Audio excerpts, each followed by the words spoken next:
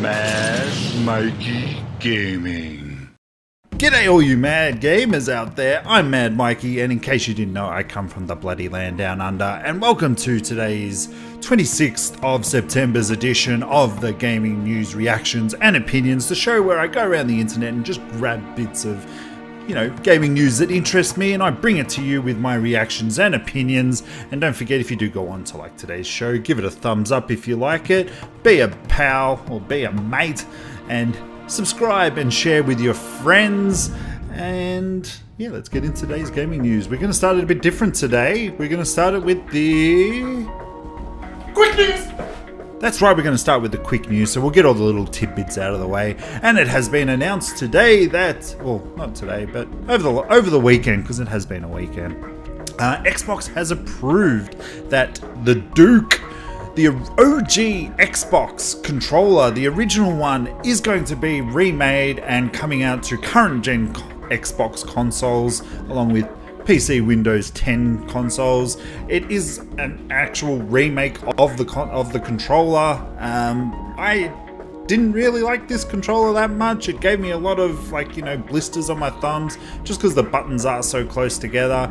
But it is going to have an LED screen in the middle, so when you sort of do start it up, it comes up with the OG Xbox startup. So it's going to do that. So that's pretty cool, very much for nostalgic purposes, along with obviously the Xbox original games coming to the Xbox One.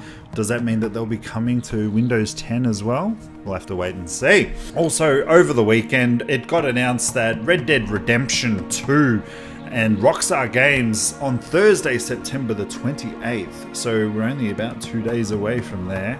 Maybe a bit longer here for us in Australia, but at 11 a.m. Eastern Time in the US of A, they're going to come and have an announcement. Now, obviously, we're all hoping that it's going to be a trailer for that. I do think there is going to be a trailer, but I've also heard reports that it is going to be delayed till spring. Rockstar will giveth, and sometimes Rockstar may taketh. But you know what? It's all rumors at this stage. There's no point sort of spending any more time on it. But until then, I can't wait to see what they've got up their sleeves. And in Nintendo Switch news, it has been confirmed that Doom is going to run at 30 frames per second, which, hey, it's a payoff for portable gaming, And the display is going to be at 720p. It's also going to be that in the docked mode. Now, for guys that were sort of wishing and hoping that it's going to be a 1080p and 60 frames, I don't think there was ever an illusion that this was going to happen. But hey, look, Doom is going to be handheld. It's going to be on a Nintendo Switch. Doom has always been very much on the edge of cutting edge graphics. I mean, it runs on 60 FPS on Xbox One and PlayStation 4. Obviously, a lot more juice in the PC. So, yeah, look. If you've already played it, haven't you? And in the last bit of the quick news, PlayStation has made an actual real-life Platinum trophy, and you can only win it in Australia. That's right, they've announced that they are having a competition over at the PlayStation Australia's website where you can actually win a Platinum trophy. A real life one. That's crazy. I don't know why they didn't think of this earlier, but yeah, it's only available in Australia at the moment, so g'day guys. I probably won't enter this. You'll probably need to have some sort of crazy amount of platinum trophies to be able to do it. I'm not a trophy hunter. I know people that are trophy hunters, and I think they're a bit crazy. Now,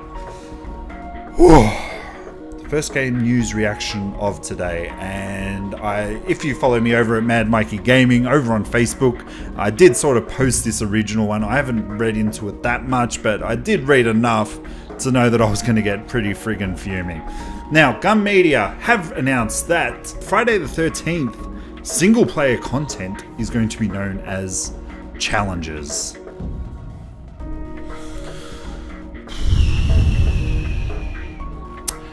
According to a post on the game's official website, single player will not be a story driven, due to the films not really being known for their narratives. This was your chance to actually put a foot stomp in the Friday the 13th world, and you guys have blown it. Absolutely blown it, guys. This is what they've had to say. We've received some messages from fans thinking that some aspect of our single player was story driven. Sorry to let you down, but it is not. The Friday the 13th films weren't really known for their narrative. Sure, there's a story in the films, but again, not the focal point per se. It was about Jason's victims, awesome kills, and the occasional boob, right? That's the approach we took in the challenges. There's a certain, very popular game with a bold protagonist in a suit with a barcode on his neck. Yeah, that one. Hitman. If you play that game, you kind of see the direction we're going with the challenges, except you're not an elite special agent. You're Jason. Guys, what are you doing? First, you delayed the game for the single player, which we were supposed to get winter, summer, whatever you like to call it, wherever you are in the world. It was the mid-year. Didn't come out. Now they're saying that it's going to be coming out later this year. Maybe 2018. And it's not going to have a story. If I don't get any boobs in this game, you're going to be in trouble. Because this is ridiculous. Like, you just need a backstory. You need to know why the kids are there. You need to know that this person, that person. I understand what they're saying. There isn't much of a narrative. But they could have expanded on a lot of the different things on there. Like Tommy Jarvis. He was a reoccurring character in the actual franchise, and they just could have done it. They could have, but they didn't. Oh, this makes me so mad. Like, I really wanted to love this game when it came out. I really did, but then there was just so many issues. Then there was idiots who were team killing. I want to play this game. I want that single player. I want a reason to go and buy a physical copy because I've only got digital at the moment, and they're bringing out the physical copy on Friday the 13th next month. So, just, you guys need to sort your crap out. That's my opinion, that's my reaction. I'm not happy with how they've handled this. Not one bit. But moving on to some perhaps very stupid news that I read out on there. The European Commission has said, based on a new report, that piracy does not actually affect game sales. Huh? In a 307-page report via Game Industry, it was produced that research firm Ecoris on the effect of piracy in games and other entertainment products such as film, TV, music, and books. They conducted a survey across UK, Germany, Spain, France, Poland, and Sweden. Of these countries, Poland and Spain were found to have the highest rate of piracy.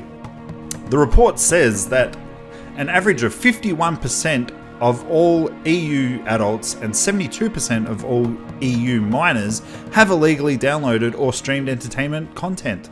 For games, only 18% of respondents admitted to illegally downloading games and 16% admitted to playing on a modded console. It affects it. That's the short of it. That's 16 to 18% game developers are losing out. I used to friggin' do that. When I wasn't working, I didn't have money. How do you think you get games? Your parents pay for the internet. What else do you use the internet for when you're a kid? To get games. So don't give me this crap. This is really stupid. I don't get how, like... Oh, I'm just at a loss for words with this. This is dumb. Do you think it's dumb? Like, it does affect it in somehow. But they're saying that it's not. That's why now I feel really bad about all the, all that downloading that I did when I was younger. So now I buy and collect all my games. In case you don't know, I have quite a lot of games in the games room. Just in the last bit, the voice actor strike that has been going on for about a year now. Sort of people that have sort of been affected by this was the latest Life is Strange game, where the main character, because she was striking, was unable to return to play the main character, but they went out of their way and sort of hired her as a technical consultant or a character consultant or whatever it was for the person that was taking over. So as it originally stated, the actors were wanting a cut of royalties from their games. So yeah, they were basically willing to pay royalties if a game had reached a certain amount of sales. So it was like, for the first 2 million copies, you'd get a full day's pay, and that was capped at like 4 lots. So they seemed happy with that at that point in time. But now they've actually come out and they've said that their bonuses are going to be based on sessions worked, starting with $75 for the first session and accruing to $2,100 after 10 sessions. The bonus might be paid on or before the game is released. It appears to be a different arrangement based on the revenue-based payments, which the developers were agreeing to back in May. I think that this is a good thing. Like, the only thing that I'm a bit worried about is that this may sort of push development back for games based on voice acting. Now, voice acting is generally the first thing that they are doing in a game. Included in the contract is also a requirement of the employees. The new terms are beneficial to the voice actors due to the increased transparency in the contracts. It explains the companies now need to disclose more information about projects such as their code names, their genres, and if there's any sexual or violent content is in the game. Look, there are obviously professionals out there. They want to do the right thing, but I think that this bonus scheme is a step in the right way. There's a lot of great voice actors like Jennifer Hale who are on strike at the moment for this. There's a few companies. It's basically the companies that they're striking against. It's not all companies, but it is some companies. Just to go off of a list of that, you have... So the companies did include Activision, Blind Light, Corpse of Discovery Films, Disney Character Voices, Formosa Interactive, Insomniac Games, Interactive Associates, Take-Two, VoiceWork Productions, and WB Games. So let's get these guys back in. Let's give them what they need, because look, these guys, at the end of the day, they're the ones that we get the emotional attachment to, the characters and the story, of course. So I hope there was a writer's strike a few years ago in Hollywood, and that did actually affect the gaming industry as well. So the writers are now obviously being looked after, so let's look after the actors out there. But that's it for today's gaming news, reactions, and opinions. I hope you've enjoyed it. As I said, if you do go on to like it, give it a thumb up. And I will hopefully see you guys tomorrow for more gaming news reactions, if there is any out there that is worthy and I feel like I want to grace your presence with about... I don't want to waste your time too much, but I am working on a bit of a schedule for you guys, so hopefully I've got a really I do have a really long weekend this weekend, so I'm going to work out and I'm gonna sort of release it, and it'll be there on my main YouTube page, and I'll share it across all the social medias as well. But until I see you guys again, I hope you enjoy the games that you're playing, and I will see you later. Bye guys.